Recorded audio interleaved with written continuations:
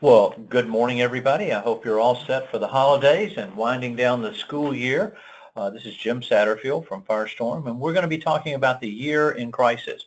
A lot of things happened in 2017, and we want to give everybody a chance to think about that and think about what are the implications for your school as we focus on 2018 coming up here shortly. This is part of the Tennessee Association of Independent Schools webinar series. This is the 12th in that series for this year, and it's part of our Crisis Coach webinar series. As we do within every one of them, we invite you to join us on social media. You have a great deal of options, and as always, there's a hashtag for our webinars, and that's hashtag Crisis Coach, and feel free to reach out. We have attorneys just like everybody else, and they always want disclaimers in anything that we do. So you have to have the oral comment for this to make sense. Any work product provided by us must be read in conjunction with guidance from your legal counsel and local authorities. And finally, we're not giving legal advice and legal opinion. I have hard enough just getting an opinion on my own without trying to think about giving you legal advice today. So Firestorm transforms crisis into value. We empower you to manage crisis and risk. Our expertise is crisis management, critical decision support, crisis communications, crisis public relations, and consequence management. Firestorm is America's crisis coach, and we're balancing that pressure between crisis and risk following a predict, plan, perform methodology.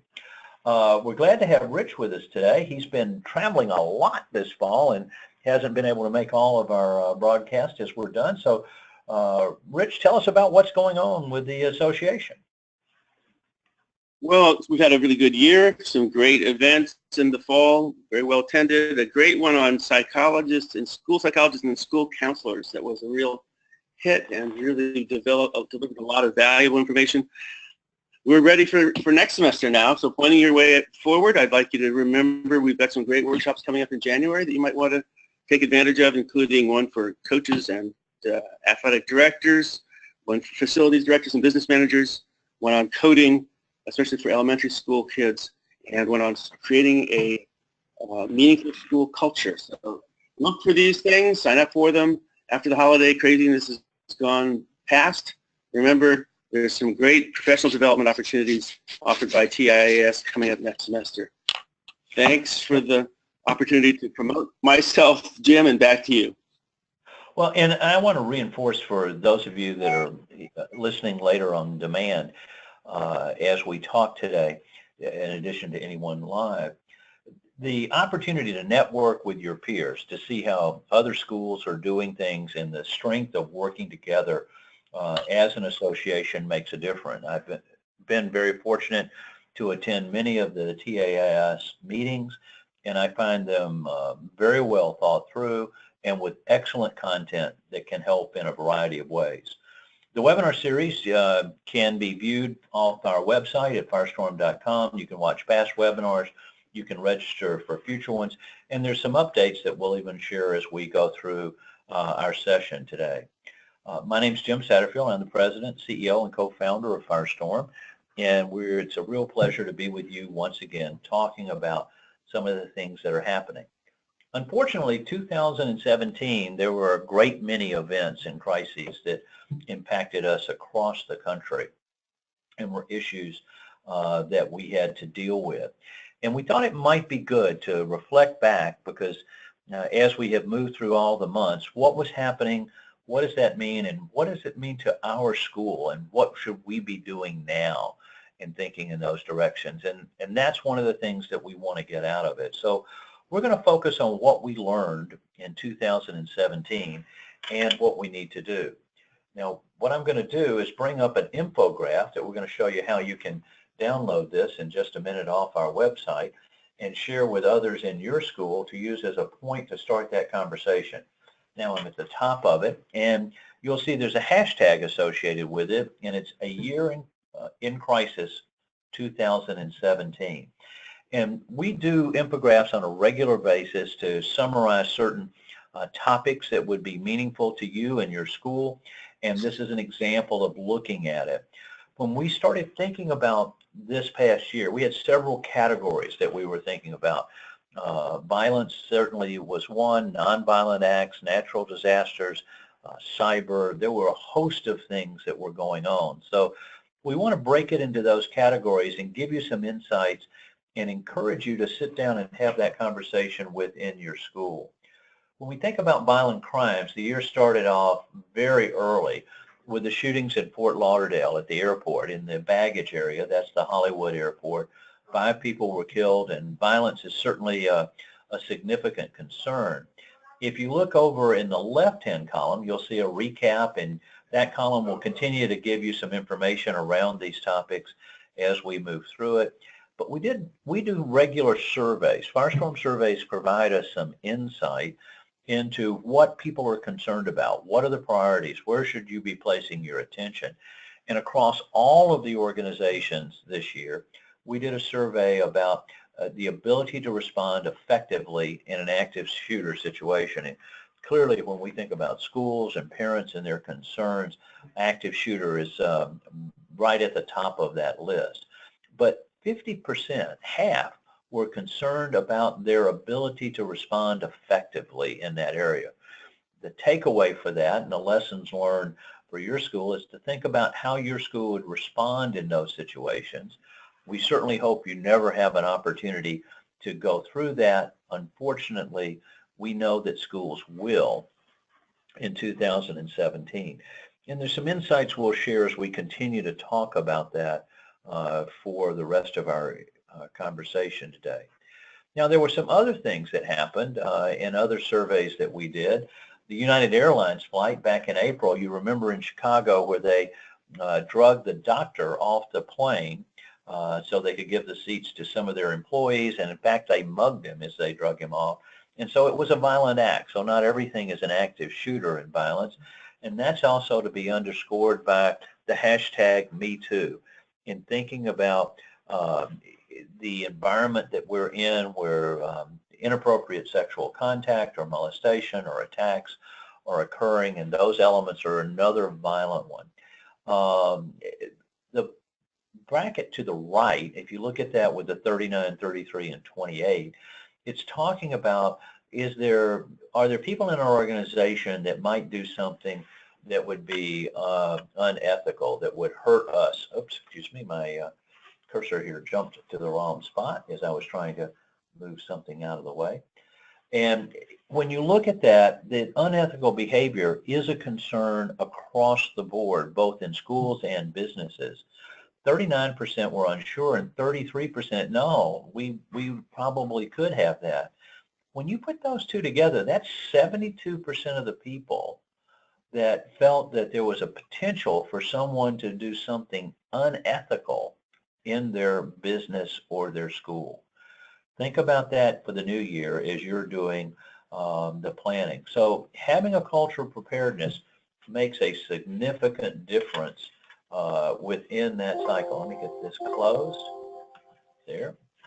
I apologize, folks, for the jumping, but it's the joy of a live broadcast as we go. Now, moving down, we also have had events that have occurred in other workplace environments. You see the gas worker that was shot.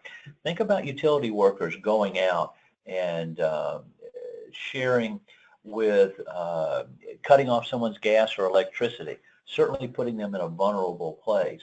Think about the elements associated with the environment that we find ourselves in, and where even a teacher or someone in the school could be placed in a similar position of vulnerability. Over in the left-hand column, we're talking about another school scenario, and this was in Orlando earlier this year, where they identified behaviors of concern and were able to intervene before the gun came to school. And I think that's the goal that we all have. Now, the statistics work very well for us here. If someone has ill intent, 80% of the time, someone else knows, and 67% of the time, 2 or more people know. And when they know, what do? They talk. And where do people talk today? It's on social media. So looking at and identifying that information out and working around behaviors of concern are the point that we can accelerate the intervention before that gun comes to school. Firestorm has a program that we're doing called Behavioral Risk Threat Assessment. That acronym for that is BRTHA, and it's designing to empower your school to be able to identify those behaviors and intervene before they escalate. And the University of Alabama has developed an online training program that you can use with your school to make that happen. Another survey, if you'll see, do you have a documented program in this? And across the board, 40% said, no, we don't have a program to deal with those behaviors of concern. So I'd ask you to reflect upon your school to what do you have in place to be able to deal with that. Beyond the idea of active shooters and behaviors of concern in our schools, we had the bombing that occurred at the Ariana concert in England this year. And one of the things that we identified very early on in the year is that the terrorist events that we're seeing abroad are likely to come here on U.S. soil. And we know, unfortunately, that certainly became true this year. We'll talk about the driving of the car into the crowd in New York City. And just this week, a pipe bomb in New York City, in Times Square and at the Port Authority. So look for violence to be an increase. I speak fairly often to groups around the country, and I'll ask, do you feel that violence in America is holding, increasing, or decreasing? And almost unanimously, everyone feels that violence in America is increasing. And that places additional pressure on to our schools to be ready and prepared. In the right-hand column, we've got a reference here to a shooting that happened down in Florida.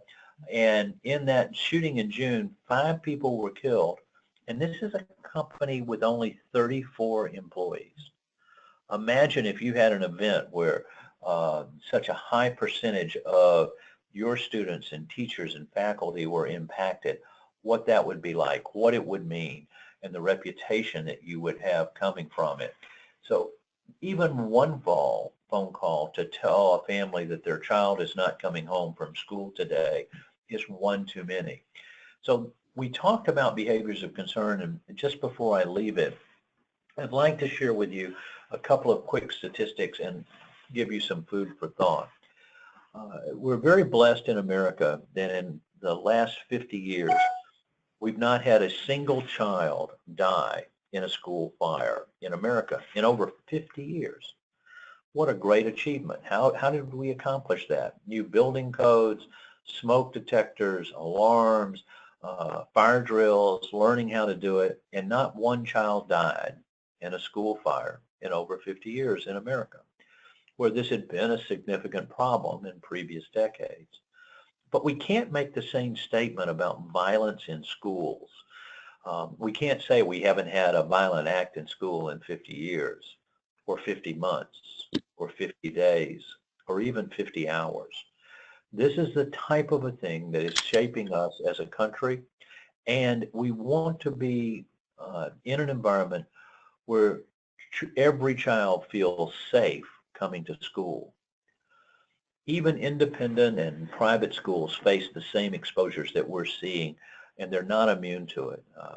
We worked with a school in Tennessee, and as we were talking with that school, and they'd had an episode where a student was making a pipe bomb, and they were an independent school.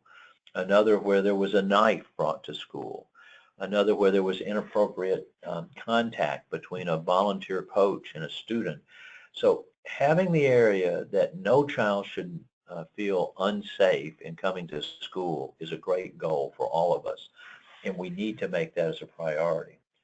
Beyond that, we had the shooting in the hospital in the summer up in New York, and that was a doctor who came back. By the way, you're much more likely to have an active shooter or a threat coming from someone you know versus someone that you don't know, again, emphasizing the behaviors of concern.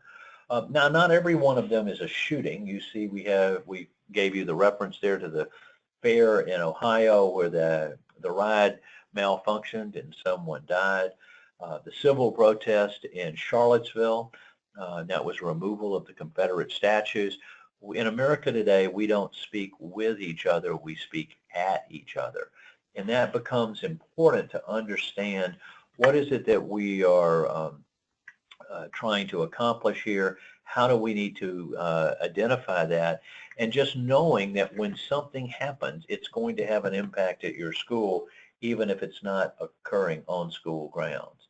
So looking at the infographic to the right, you'll see that how concerned are you about workplace violence, and school violence is a workplace. You'll see that 89% were concerned, whether somewhat or very. When you think about those type of returns, that sends a significant message to everyone that it's a topic that you need to be focused on. Over in the left-hand column, we're talking about the shootings that occurred at a restaurant where the chef in Charleston was shot within his restaurant. Think about going out to dinner and suddenly finding an event going on. So that leads us to the concept of situational awareness, and it's something that we need to talk about and you need to be thinking about within your school and in your community. The shootings there in Las Vegas, again, another concert. Imagine going to a concert and finding out suddenly that you were in this event. Look at the death toll here, 50 dead, over 200 injured in that shooting event. And so when you go into an open area and there are these types of mass gatherings, you need to be aware of what's going on around you. If something were to occur, which direction would you run? A great many of these people were injured when they decided they'd just lay down, and hopefully that would get them out of the line of fire. Unfortunately, it made them easier targets to be hit. So having a plan of where you are and what you're going to do becomes extremely important. And if you think about it, it is an issue that we can begin work on now to be ready if something were to happen next year. Again, the survey in the right-hand column, the Firestorm survey, how sure are you that you're able to respond to a loss of life incident on your property or on your campus? And the total here is 57% we either said that's not true or we're unsure of our ability. That's an area that we need to be sure about. In the left-hand column, we're referencing a book that you can get for free off the Firestorm website and download it. It's called Disaster Ready People for Disaster Ready America, and it's about doing a plan at home. Having a plan at home is very important. Do all of your teachers have plans? Because if something were happening in the area, they're not going to be available to you at your school unless they know that their family is in fact safe. As we talked about the concerts above and the other events that are happening and the things that we were seeing being utilized, we had a terrorist attack in October in New York City. That was the truck hitting the trail in Lower Manhattan and running over and killing people. Today, A, this comes back to our situational awareness. B, it comes back to the desire for terrorists to create fear. That's their major goal. They want America to be afraid. They want you to be afraid in those areas. But we need to increase our awareness because even in Tennessee, we're targets. Something could happen to send a message that could be heard. And there's symbols. We think about the Grand Ole Opry in Nashville, or we think about Memphis and the Elvis's home. We think about football and basketball and things that could be happening in Knoxville around games and events. These are areas where targeting can occur, and it would be significant. We're not even immune from thinking about it in church. We had in November this year the shootings at the First Baptist Church in Texas. 26 people were killed. Some families were devastated in the number of deaths that were associated with it. Having those things to be ready and prepared, it's now moving into those directions. For those of you that offer religious-based training in your school and tying it in, that's a similar target concept associated with it to think about. Now, we had nonviolent crises too that happened. We had the Apple story you may have missed earlier in the year, where an employee an employee's daughter shared pictures of the Apple 10. By the way, we can go back to school a little bit and reteach our Roman numerals, because the initial reports were people were talking about Apple X as opposed to Apple 10 in the version, getting that information out. But what is confidential information? What are your information assets in your school? How are we securing that? And how do we know that it won't be shared with someone else? When we do surveys and work with large corporations and schools, both in the K through 12 and in the college level, cyber breach becomes a #1 concern of board members in looking at the leadership of what plans do you have in place to deal with it. That data breach listed here was from a printing company, was actually a law firm who had some documents printed and distributed. Imagine confidential legal documents being given out as a result of an error with a printer. Inappropriate content shared by a chamber of commerce where sexual videos were posted, and we think about what our students have access to and what could be done. How concerned are you about data breach in the workplace? Again, the Firestorm survey showed 92%. That's an extremely high number to have that level of concern. Do you have a cyber breach response plan? And in thinking about those things, we're focused on the fact that in many of these cases, this is caused by human error, opening an attachment they shouldn't have, clicking on a site they shouldn't have gone to. And so phishing and training your students, training your teachers of what to look for becomes very critical. Who's going to be held responsible in a crisis? You are.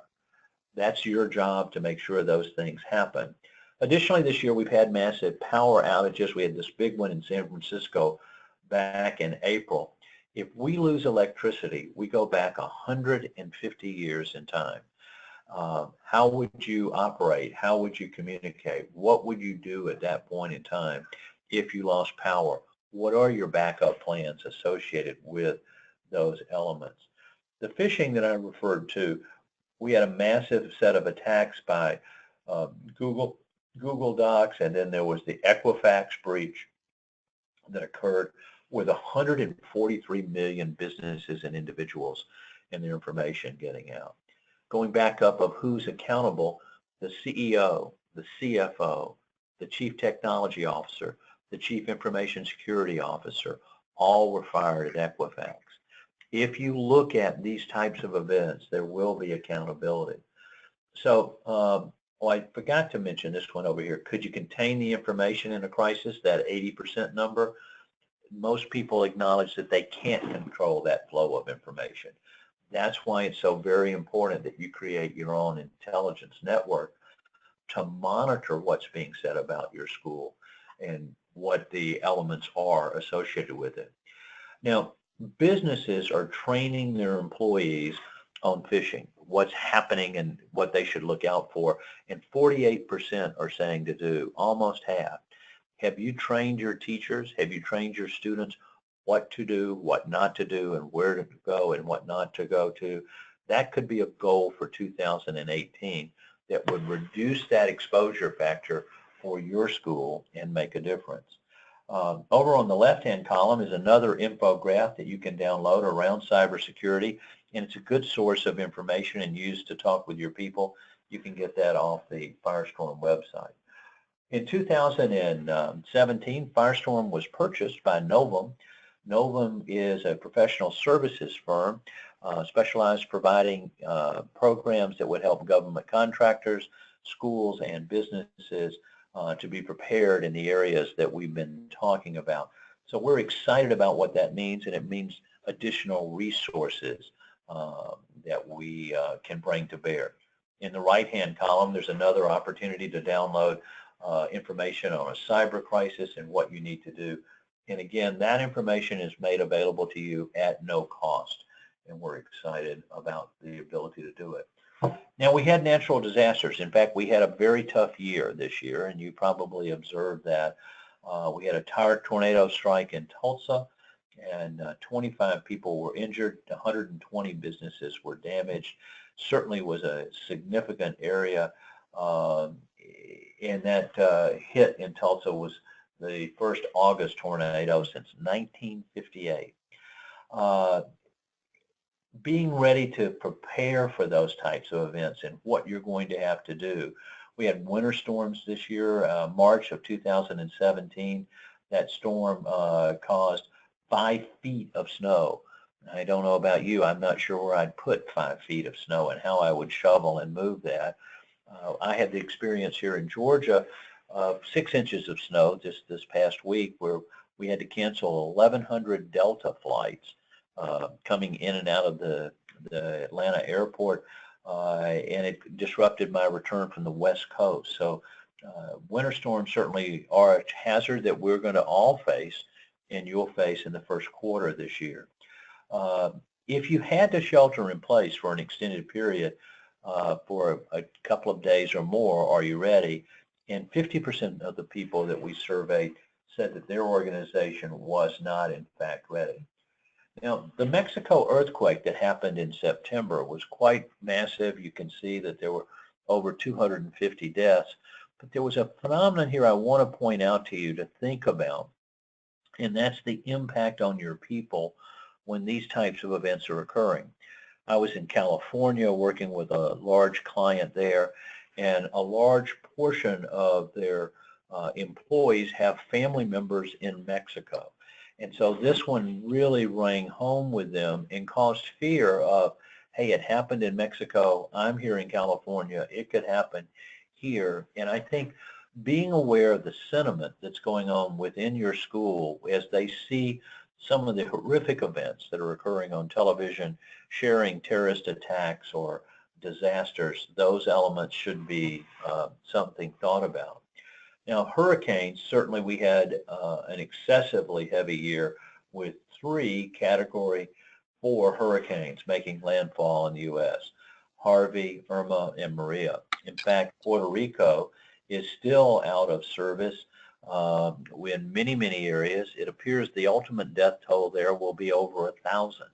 Many organizations are massively disrupted, and if you look at the loss of homes and businesses, those impacts, and the early estimate here is $200 billion in damages. The fires back in October in Northern California, in the wine area, you saw 8,400 structures lost. We now have the wildfires around the LA area in Southern California, and the damages are excessive in looking at those factors. The Red Cross states that there are over 80,000 disasters annually in the U.S. The majority of these are fire, and I think we tend to discount the impact that that can have, and certainly this brings it back home. You see in the right-hand column the reference to our new Chief Operating Officer, Hart Brown, who comes to us out of the Justice Department, the security areas, insurance, as well as cyber, and bring some good insights into what we're offering. Here's that picture coming from the Northern California wildfires. Imagine if that was your home, if that's the chimney in your location. What does that mean? Now, there's a lot of information on the Firestorm website that you can download for free around natural disasters, business advice and tips. There's another infographic coming up on the right that you can download. This is around communicating in a crisis, and we're going to talk about that before we finish today. And again, I would encourage you to follow us on various social media and other platforms. We follow a predict, plan, perform methodology, and I would encourage you to think about these events that we've been talking about, and what would you predict that you should be concerned about your school and your campus and where you need to operate. As we go beyond that, please feel free to reach out to us at any time, and I'll share this number again with you in a few minutes, that if you're in a crisis, part of our commitment to the Tennessee Association of Independent Schools is that we'll provide members with support in a crisis in that critical first hour without charge to you. Now, I brought up this breaking news slide about the Port Authority bombing that occurred this week. Here's an individual who states that he is an ISIS supporter, came to America, and had planned this attack as a solo attack to do the most damage. His goal was to do a greater damage with the explosion and disrupting people in the commute time in a subway combined areas next to a Christmas poster. Now, fortunately, he was somewhat inept in the design of his pipe bomb. Had it been fully effective, the damage would have been significantly more severe. I wanted to point it out to show you that terrorism is on U.S. soil. It's not something that our ocean is going to protect us. We learned that on 9/11, and now we're starting to see it come home with this new strategy as those elements are occurring. I don't want you to feel that just because you live in Tennessee, you're not going to be that target. I see that opportunity continuing to grow. There are 3 C's of crisis communications. The first is coordination. Your most important first call will be to tell people what you need them to do. Do we shelter in place? Do we evacuate? Do we lock out? Do we lock down? Those communications should be planned out, and how you get those messages out and what you want to see happen at that point in time. The second type of communications is around the actual crisis itself. Now remember, most of what you learn initially is wrong. And so you want to be very careful in your initial communications around it. And in many times, those things could be delayed till the second day. Your first communications will always be coordination. Dealing with brand and reputation will be secondary. In a school environment, you know how to reach your students, your teachers, the parents directly. So when you feel a need to communicate, we would encourage you to communicate about the crisis directly and not through the media. The last are compliance communications. If you had a cyber breach, for example, and schools are targeted for this, would be to let someone know if their identity had been stolen. You have an obligation to do that communication. And as teachers and leaders in schools, you have the responsibility of notification to Child and Family Services or the police that if you see that a child is at risk. And as we think about the hashtag #MeToo and all of the allegations that are coming out, it's not only the active shooter and the physical violence, it's the other areas that are coming back that we have an obligation to do those communications. Now, themes in communication become important.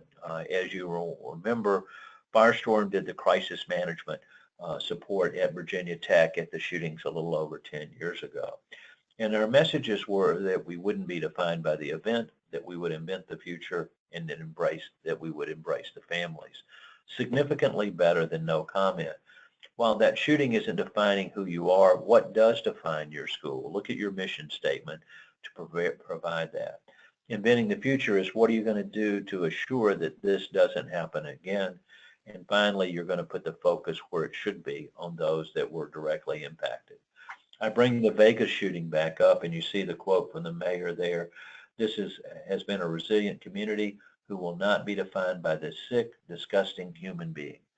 When you think about where you are, what does define you, and how you respond will make a significant difference. Now, one of the things that you want to think about is what have you not thought about? What have you not put into your plans? And when we went through that list of what occurred this year, you saw a wide range of crises that impacted organizations. In that goals section, you know what you know. So those you can be prepared. You know where you are. If you're near a river, you could have a flood. You should think about those things. Tornadoes, we know, can hit across Tennessee. Fires, violence. What you know, you don't know, there are many things. You don't necessarily know which student could be that cause or what other event would be or how you would monitor, know that those things were coming on, but you at least know those things. But your biggest exposure is that blue section. What you don't know, you don't know. The rate of change, the environment that we're in, increases exposures radically for your school and you. And those will be topics that we continually talk about in the webinar series and in our meetings with you. There are 5 common failures in a disaster or crisis, as you see from the slide that's up. Supply chain failure first, second failure to train your staff for a disaster or crisis, both at work and at home. A failure to identify and monitor all threats and risks. Across the board, most threats and risks that have been identified, we find that schools don't have monitoring programs in place for those. Fourth, failure to conduct exercises and update your plans. Having your plans tested is the only way to make sure that they're going to be responsive, and failure to have a crisis communications plan. As you think about the vulnerabilities and risks that could impact your school, think first about what those are, what are their impacts, what should you monitor, what would be the trigger to activate your plan, and then what are the messages that you would say before, during, and after that. You can write those messages out today. What would you say if there was someone that came forward and said, I went to your school 10 years ago and I was sexually molested by someone? What are your messages? How are you going to answer that? What are you going to communicate associated with it? In any crisis environment, we think about how do we do managing that particular event. We focus on the decision process, the roles and responsibilities, the information clarity, the speed of decision making, and the communications effectiveness. And we measure it across 4 different stages. Now, the goal is obviously to make this a part of the culture within your school and move to the right. But you can gain at any point along the way. If you can move from having things as a liability and a surprise to where it's more reactive and you've got the basic programs in place, that's a control breakthrough. If you can move to where it's supportive and becomes a pre-action level where you've got all of them in place even before they've occurred, now that's an alignment. You're aligned to have the best possible outcome. But when it becomes a part of your culture, it becomes more strategic. That's a value proposition for your organization. A parent turns over to you their most precious asset, and that's their child.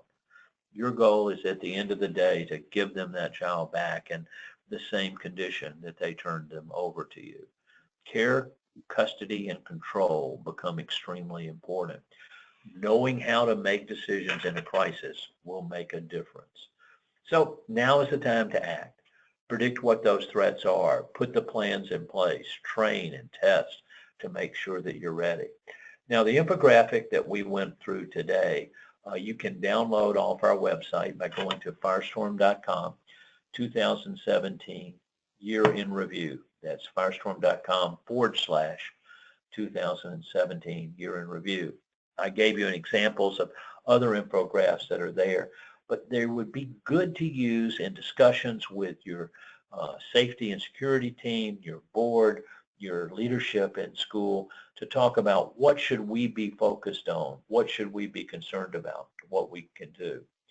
Now, there are a couple of other things to point out for you. One is you can participate in a survey of how an event would be managed and see how other organizations are doing, and there's no cost. So you could go to bcmanagement.com, participate in the study. By the way, they do 6 studies a year, and it's a great way to get standards of how is my school doing relative to someone else, that benchmarking capability. And if you go there and complete it, you'll receive a copy of the report when their survey closes. And again, that's an asset that's available to you at no cost. Now, we're doing a webinar in January as part of our webinar series for 2018 with the Tennessee Association of Independent Schools. And we're really going to take this theme about how we help the school to make the most of 2018. Now is the time to plan and prepare for the future. And we're going to give you some new solutions. We're going to give you access to some things that you haven't had that before, and a chance to make a difference within your school so that you don't have to make that phone call to a family and say, your child's not coming home today. So we covered a lot of ground. 2017 was a significant year for disasters and crises. Rich, do you want to make any comments as we wind down our webinar today? No, I don't have any other than to say that I hope our schools leadership teams are taking advantage of these webinars, and if you can't be able to do them live, so to speak, that they take advantage of those that are on file and recorded to educate themselves, their teams, and their boards. And Thank we'll you. be coming in. Thanks, Rich. And we'll be sending out shortly some information about some workshops in February with the Tennessee Association of Independent Schools across the state, Memphis, Nashville, and Knoxville. And it'll be around one of these topics and focused on what you can do in those situations very specifically. So it's a great chance to see them come together. You can go to firestorm.com and download the infographics and recordings from the webinar series. If you've got a specific question about your school or you would like to have answered, you can send us an email at webinars@firestorm.com, or you can call us at 800-321-2219. By the way, that number is manned 24 hours a day, 7 days a week. And if you find that there's a crisis in your school, part of our commitment to the Tennessee Association of Independent Schools is that we'll provide that initial crisis support to you and your school at no cost, that critical first hour, because it comes down to the decisions that you make, the actions that you take, and the words that you say. That's going to determine, does this crisis stabilize or escalate? And you can make a difference in that area. So thank you very much for joining us today. We enjoy these conversations. We hope that we won't be talking about a crisis in Tennessee or in your school when we look ahead to 2018. Unfortunately, we know that there will be crises and events. Violence is playing an increasing concern for us in our schools and in the communities that we live in today.